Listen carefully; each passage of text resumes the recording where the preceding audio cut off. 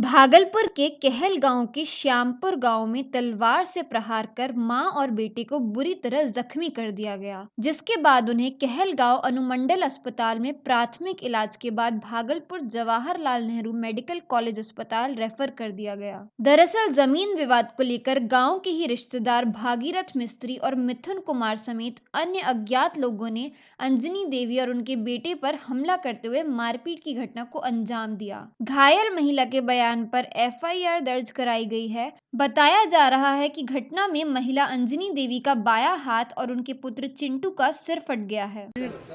5 बज रहा था जब हम सुबह उठ के झाड़ू लगा रहे थे, उधर से वो आया, भागीरथ शर्मा आया, हाथ पकड़ के मेरा बाँह पकड़ खींचने लगा, बुरी नज़र से नज़र डाल के वो खींचने लगा, बोलने लगा, गाली गलम करने लगा। हम भागे, अंदर आए तो अंदर ही आ गया, वो मेरा पिछुए ले पकड़ ले, आगे घिंच ले आ गया। तो हम चिल्लाए तो मेरा बेटा उठा, यही बेटा मेरा छत पे सोया था, तो उठा, वहाँ से उतर के आया, देखा तो ये जो आया ना, जो चिल्लाए तो वो क्या वो बेटा दौड़ रहे, बेटा मार दिया हमको, समझे। उसका बेटा कतबे लेके आया, उधर से आया तो मेरा बेटा चला दिया, इसको चलाया तब हमरे पे चलाया, हम तो गिरिए गए। मेरा बेटा भी तो होशे नहीं रहा, माथा में जो मारा तलवार लेके वही मारा, मिथलेश मारा हमको, नया तलवार बना के लाया, एकदम बहुत बड़ा बना के लाया।